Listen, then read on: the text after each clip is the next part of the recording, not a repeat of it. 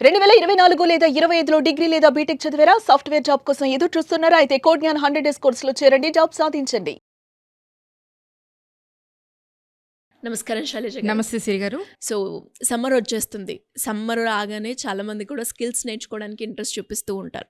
లేదు అంటే వాళ్ళకున్న స్కిల్స్‌ని ఉపయోగించుకుంటూ ఒక బిజినెస్ స్టార్ట్ చేద్దాము. టైం ఉంది కదా! దీని మీద రీసెర్చ్ చేద్దాము అని అనుకుంటారు.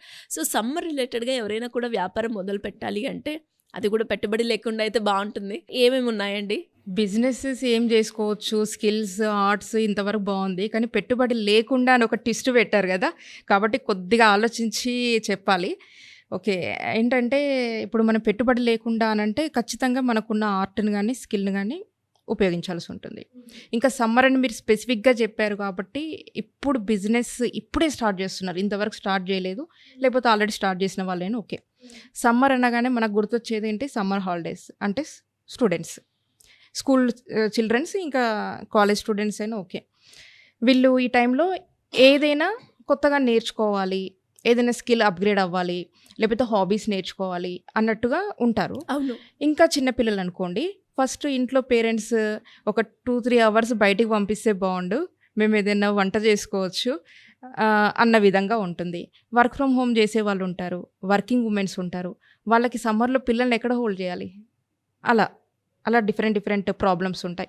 వాటిని మనము బిజినెస్‌గా టర్న్ చేసుకున్నట్టయితే మన దగ్గర కొన్ని స్కిల్స్ అయితే ఉండాలండి. స్కిల్స్ లేకుండా అయితే ఏం చేయలేము. మన దగ్గర ఏం స్కిల్స్ ఉన్నాయి, మనం ఏం చేయగలుగుతాం అనేదాన్ని పక్కన పెట్టేసి ఫస్ట్ మార్కెట్ సర్వే. మార్కెట్‌లో ఏమేం ప్రాబ్లమ్స్ ఉన్నాయి? వర్కింగ్ వుమెన్‌కి ఏం ప్రాబ్లమ్స్ ఉన్నాయి? స్టూడెంట్స్‌కి ఏం ప్రాబ్లమ్స్ ఉన్నాయి? ఇవన్నీ. వాళ్ళని ఐడెంటిఫై చేసి నీకు ఈ ప్రాబ్లమ్ ఉంది గదా! నేను ఈ సొల్యూషన్ ఇస్తాను సమ్మర్‌లో. ఈ 2 మంత్స్. 2 మంత్స్‌లో మీకు ఈ ప్రాబ్లమ్‌కి నేను ఈ సొల్యూషన్ ఇస్తాను. అలా అనుకున్నప్పుడు మీరు ఐడెంటిఫై చేయండి. అసలు మీకు ఏ స్కిల్ ఉంది? మీరు వాళ్ళ ప్రాబ్లమ్‌కి ఏం సొల్యూషన్ ఇవ్వగలుగుతారు? మీకు ఆల్రెడీ స్కిల్ ఉంది. ఇచ్చేసేయండి. లేదు, లేదు అనంటే మీరు డెవలప్ చేసుకోవాలి అనుకుంటే నేను కొన్ని ఐడియాస్ ఇస్తాను. ఇప్పుడు సమ్మర్‌లో ప్రాబ్లమ్ ఏంటి? ఏజ్ వైస్‌గా మనం చూసుకుందాం. 5 ఇయర్స్ నుంచి 10 ఇయర్స్. ఏజ్ వైస్‌గా సెలెక్ట్ చేసుకున్నట్టయితే. ఈ ఏజ్ పిల్లల్ని ఎక్కువగా పేరెంట్స్ ఏం ఆలోచిస్తారు అనంటే డైలీ ఒక 3 అవర్స్ ఎక్కడైనా పెట్టేసి రావాలి అన్నట్టుగా అనిపిస్తదనమాట. ఇంట్లో ఇద్దరు సిబ్లింగ్స్ ఉన్నారు. కొట్టుకోవడము, ఆడుకోవడము ఇదంతా ఒక ఎత్తయితే ఫోను చూడడం. టీవీ చూడడం లేదంటే ఫోను చూడడం. ఇలా ఉంటదనమాట. కాబట్టి ఇప్పుడు దీన్ని అవాయిడ్ చేయాలి అనంటే ఏదో ఒక వేరే వర్క్‌కి ఎంగేజ్ అవ్వాలి. ఎంగేజ్ అవ్వాలి అనంటే మనం సొల్యూషన్ ఇవ్వాలి. అలా మనం ఆర్ట్ అండ్ క్రాఫ్ట్స్ పెట్టొచ్చు. కానీ పిల్లలు చాలా యాక్టివ్ అయిపోయారండి. మనం చిన్న చిన్న ఆర్ట్స్ చూపిస్తే ఇప్పుడు మేము చిన్నగున్నప్పుడే చేసామంటారు. వాళ్ళు ఇంతే ఉంటారు. కానీ వాళ్ళు అలా చెప్పేస్తారు. అంత యాక్టివ్ ఉన్నారు పిల్లలు. అవునవును. కాబట్టి మన దగ్గర ఇంకేదైనా కొంచెం డిఫరెంట్‌గా ఉండాలి. అలాంటప్పుడు ఏం చేయాలి? ఊరికనే పేపర్లు ఇచ్చి పెయింట్ ఎయ్యి లేకపోతే అది చేయి, ఇది చేయి అంటే వాళ్ళు చేసే పొజిషన్‌లో లేరు. కాబట్టి మనం కొంచెం డిఫరెంట్‌గా ఆలోచించి వాళ్ళకి డీఐవై క్రాఫ్ట్స్ ఇచ్చేసేసి వాటిని అసెంబుల్ చేయడము ఇలాంటియన్నీ కాకుండా కొన్ని వాటికి ఏ విధంగా పెయింట్ చేసేస్తే వాటిని మనము ఒక మంచి ఆర్ట్ తయారవుతది. ఇంకా రా మెటీరియల్ అన్నీ ఇచ్చేసి వాళ్ళు ఇన్‌స్ట్రక్షన్స్ ఇచ్చేసి ఆ ఇన్‌స్ట్రక్షన్స్ ఫాలో అయ్యి అది కంప్లీట్ చేయాలి. టాస్క్ కంప్లీట్ చేయాలి. ఫైనల్ ప్రోడక్ట్ వస్తుంది. ఫర్ ఎగ్జాంపుల్ మనకు క్యాండిల్ ఉందనుకోండి. వ్యాక్స్ ఇస్తారు. అంటే నేను చిన్న పిల్లలకి చెప్పట్లేదు. జనరల్లీ ఎగ్జాంపుల్ చెప్తున్నాను.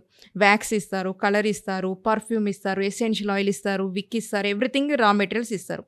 ఇచ్చి ఒక ఫైనల్ అవుట్‌పుట్ ఇస్తారు. అలా చేయండి. అంటే ఎగ్జాంపుల్ చెప్తున్నాను అంతే. ఇప్పుడు ఇంకా పెద్ద పిల్లలనుకోండి. చిన్న పిల్లలకు ఒకలాగా సేమ్ దాన్ని మీకు ఏ ఎసెన్షియల్ ఆయిల్ ఎందుకు యూజ్ అవుతుంది? దానివల్ల మనకు బెనిఫిట్ ఏంటి? అనే వాటి మీద వాటికి ఫోకస్ చేసి వాళ్ళకి దాని మీద రీసెర్చ్ చేపియాలనమాట. వాళ్ళు కొత్త విషయాలు నేర్చుకున్నట్టుగా ఉంటది. ఇంకా కొంచెం పెద్ద పిల్లలు హై స్కూల్ పిల్లలు, కాలేజ్ పిల్లలనుకోండి. దీన్నే సేమ్ ప్రొడక్ట్ మనం ఎలా బిజినెస్ లాగా కన్వర్ట్ చేసుకోవచ్చు. స్కూల్లో మనకిప్పుడు కిడ్‌ప్రెన్యూర్స్ తయారైపోతున్నారు. వాళ్ళకి గూడా స్టాల్స్ పెడుతున్నారు. అవునవును. చిన్నప్పటి నుంచే. అపార్ట్మెంట్‌లో స్టాల్స్ పెడుతున్నారు. అలాంటప్పుడు మనమేం చేయగలుగుతాము అనే దాని మీద ఈ సమ్మర్ మొత్తం వాళ్ళు ట్రైన్ అవ్వొచ్చనమాట. వాళ్ళు చిన్న చిన్న కుకీస్ తయారు చేయొచ్చు, చాక్లెట్స్ తయారు చేయొచ్చు, సోప్స్ తయారు చేయొచ్చు. నేను చూశాను జనవరిలో హైటెక్స్‌లో ఎగ్జిబిషన్ అనమాట. నియర్లీ 200 కిడ్స్ జాయిన్ అయ్యారు. వచ్చారనమాట ఎగ్జిబిషన్. మేము కూడా స్టాల్ పెట్టాం అందులో. అందరూ చాలా చాలా చిన్న పిల్లలు. 3డీ ప్రింటింగ్ చేస్తున్నారు, రోబోటిక్స్ చేస్తున్నారు. అసలు వాళ్ళు ఎక్స్‌ప్లనేషన్ చేస్తే అసలు నాకే అర్థం కావట్లేదు. అసలు వాళ్ళు ఏం చెప్తున్నారు అనేది. ఆ లెవెల్‌లో ఉన్నారనమాట. అవన్నీ ఎప్పుడు నేర్చుకున్నారు అంటే సమ్మర్. Only summer. కాబట్టి మనకున్న నాలెడ్జ్ ప్రకారం నేను జస్ట్ ఎగ్జాంపుల్ చెప్పాను. మీకు రోబోటిక్స్ వచ్చనుకోండి, అవే నేర్పించండి. మీ లెవెల్ ఎంతైతే అంతే అండి. పిల్లలు కూడా అదే లెవెల్‌లో ఉంటారండి. అందరు రోబోటిక్స్ ఏం క్యాచ్ చేయరు. బేసిక్ కూడా ఉంటారు. అలా మీరు స్కిల్స్ డెవలప్ చేయొచ్చు. సో, ఎలా ఉంటుందంటే ఇందులో మనం ఇనిషియల్‌గా మనం స్టార్ట్ చేయాలి అంటే లైక్ ఓన్లీ స్కిల్ బేస్డే ఉంటుందా? లేదంటే పెట్టుబడి ఏమైనా ఉంటుందంటారా?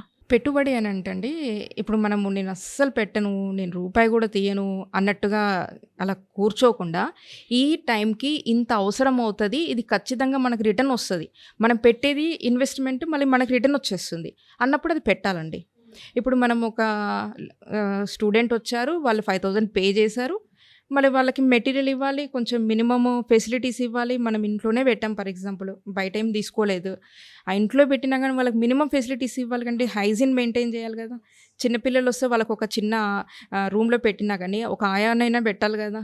కాబట్టి మనం ఎంత ఎక్స్పెక్ట్ చేస్తే దానికి తగ్గట్టుగా కొద్దిగానే ఇన్వెస్ట్మెంట్ పెట్టాలి. కాకపోతే నేను చెప్పిన ఐడియా ఏంటంటే, ఇన్ కేస్ మీకు స్టూడెంట్ అయి ఉంటారు, లేకపోతే మీరు జస్ట్ బిగినర్ అయి ఉంటారు, భయం అనిపిస్తుంటుంది ఇన్వెస్ట్మెంట్ పెట్టాలంటే, మీరు ఒక ట్రయల్ లాగా సమ్మర్లో స్టార్ట్ చేయండి. మీ అమౌంట్ మీకు వచ్చేస్తుంది.